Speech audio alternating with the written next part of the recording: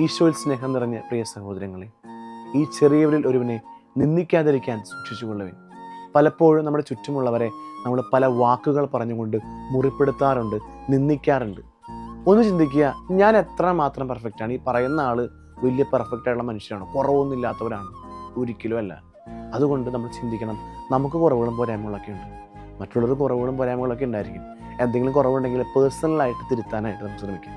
അല്ലാതെ മറ്റുള്ളവരുടെ മുമ്പിൽ നിന്നിച്ച് അവരെ മുറിപ്പെടുത്താനായിട്ട് പരിശ്രമിക്കരുത്.